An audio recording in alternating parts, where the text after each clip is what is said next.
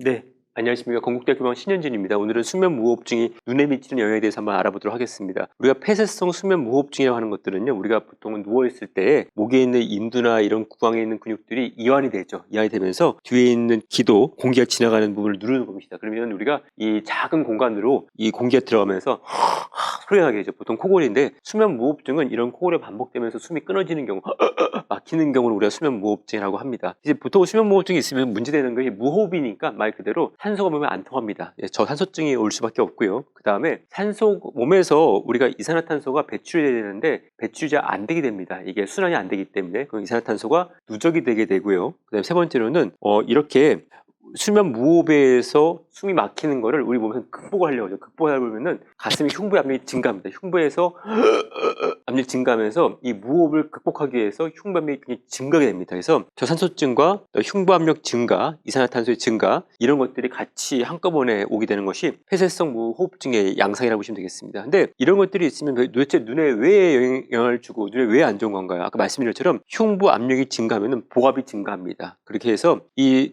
뇌를 통해서 정맥혈이 내려와야 되는데 이 정맥혈이 막히게 되고 안 내려오죠. 그래서 정맥혈이 뇌에 쌓이게 됩니다. 그리고 이 이산화탄소 같은 경우는 쌓이게 되면은 혈관이 확장되죠. 그래서 이산화탄소를 청소하기 위해서 혈관 확장이 자연스럽게 이루어집니다. 다시 말해서 심장으로부터 뇌로 가는 피는 혈관이 넓어지기 때문에 더 증가하는데 이 뇌를 통해서 순환을 한 다음에 다시 심장으로 내려와야 되는 피는 흉부 압력이 늘어서 제대로 못 내려오게 되는 거죠. 다시 말해서 뇌에 지속적으로 혈류가 증가하게 되고 혈류가 쌓이게 되고 뇌압이 증가하게 됩니다. 그래서 폐쇄성 수면 무호흡증 있는 경우는 뇌압 상승이 되는 거죠. 근데 이 뇌압 상승이 하루 이틀만 끝나는 게 아니라 반복되지 않습니까? 이런 분들은 계속 잘 때마다. 그러니까 이게 하루 이틀 누적되기 때문에 지속적인 뇌압 상승 때문에 이 시신경의 혈류가 막히게 됩니다. 그래서 이 시신경이 혈류가 막히게 되면 지속적으로 시신경 위축이 오게 되고요. 시력이 떨어질 수까지 있는 것이죠. 그래서 보통은 심한 경우에는 이 시신경 부종으로 오는 경우도 있는데요. 어떤 경우는 시신경 부종이 없는 경우도 굉장히 흔합니다. 왜냐하면 이 수면 무호흡증이 잘 때만 일어나기 때문에 잘 때만 시신경이 부었다가 낮에는 풀리는 경우도 있고요. 이런 경우에는 정상적으로 보이죠. 그래서 어떤 경우는 이게 오히려 시신경이 부종이 오는 것이 아니라 만성적으로 시신경이 풀렸다, 부종이 풀렸다 줄었다 하면서 환자분들이 외래 오시던 시신경 위축으로 오는 경우도 있습니다. 그래서 환자분들 안전을 보시면 부종, 정상, 시신경 위축까지 모든 양상을 다 보일 수가 있는 것이 바로 이런 양상을 보시면 되겠습니다. 이런 우리 수면 무호흡증은 허혈성 시신경 병증과도 연관이 높다고 했는데요. 보통 허혈성 시신경 병증은 우리가 50세 이상 고령에서 아침에 일어날 때 환자분들이 보통 절반이 안 보인다고 보통 오시는데요. 이 허혈성 시신병증이 환자분들이 아침에 일어날 때 주로 깜깜하게 절반이 안 보인다고 오시는 경우가 많은데 그 이유 중에 하나가 주무실 때 발생하는 이런 저산소증 때문이라고 추측을 하고 있습니다. 그 밖에도 저희가 이 수면 무호흡증이 있으면은 다 여러 가지 눈에 이상이 나타날 수 있는데 실제로 제 환자분의 양상입니다. 55세 약간 좀 덩치가 있으신 남자 환자분이시고요. 환자분께서는 농장에 가셨다가 농장 클리닉에서 이 아무래도 농장 때문에 시신경이 위축되는 것 같지 않다고 저한테 보셨던 분이시고요. 환자분은 양쪽에 시신경 위축이 있으셨고요. 시신경이 약간 창백해 보였습니다. 그리고 혈액 검사에서 헤마토크릿이 증가하셨었고요. 실제로 이분이 헤마토크릿 증가, 그다음에 비만, 그다음에 시신경 위축 요 세 가지를 한꺼번에 묶으면은 우리가 바로 폐쇄성 수면 무호흡증을 의심을 할 수가 있습니다.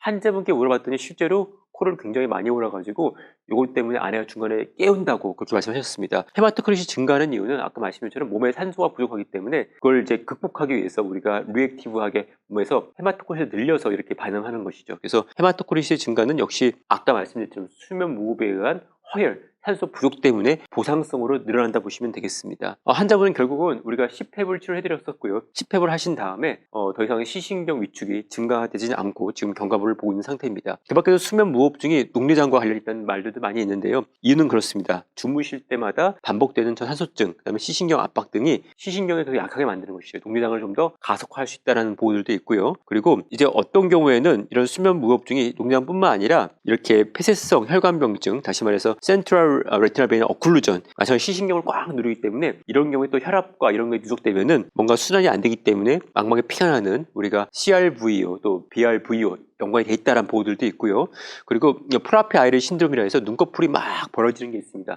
커넥티브 티슈를 약하게 하기 때문에 눈꺼풀이 잘 뒤집어지는 병과 연관이 돼 있다. 그다음에 원추 각막과 마찬가지로 연관이 돼 있다. 그러니까 결핍 조직을 약화시키기 때문에 이런 다양한 질환과 연관이 되어 있다는 어떤 문헌들이 있습니다. 결론적으로 말씀드리면 수면 무호흡증은 우리가 단순히 잘 때 숨을 못 쉬고 코골이 심한 게 아니라 이로 인해서 시력도 떨어질 수 있고요. 최근 논문에 하면은 이런 만성적인 저산소증 같은 경우에는 불안뿐만 아니라 그다음에 치매, 뇌졸중과 연관이 됐다고 하는데, 예를 들어서 머리로 가는 피가 계속 누적돼서 피가 안 통한다 싶으면 당연히 머리에 활성산소가 쌓이게 되고요. 그런 것들이 프리 라디컬 작용해서 당연히 뇌세포를 망가뜨릴 수밖에 없겠죠. 그래서 수면 무호흡과 치매랑도 굉장히 많은 논문들이 보고된 바가 있습니다. 결론적으로 말씀드리면 우리가 수면 무호흡증은 치료를 해야 됩니다. 눈뿐만 아니라 전신적 영향을 줄 수 있기 때문에 치료를 해야 되고요. 식단 조절, 운동으로 기본적으로 살을 빼는 게 중요하고, 경우에 따라서는 우리가 CPAP 같은 양압기를 통해서 주무실 때 산소를 양압을 넣어가지고 기도를 펴주는 치료를 적극적으로 고려를 해봐겠습니다. 수면 무호흡증은 눈의 저산소증, 이산화탄소 증가, 흉부 압력 증가, 이러한 원인으로 눈에 영향을 미치게 되고요. 아까 말씀처럼 허혈성 시신경병증, 망막혈관 폐쇄, 그 밖에도 우리가 시신경 유도 부종, 정상 시신경 창백이 다 나타날 수 있고요. 그 다음에 기본적으로 우리가 외래에서 쉽게 환자분들께 할 수 있는 것은 이 베를린 설문지를 해가지고 이 수면 환자분들께 독서할 때, TV 볼 때 얼마만큼 졸립니까? 설문지가 있습니다. 이걸 쭉 해가지고 이런 것들이 너무 점수가 많다, 그러면 여기 보면은 3점 이상이다. 그러니까 즉 독서할 때 피곤합니다.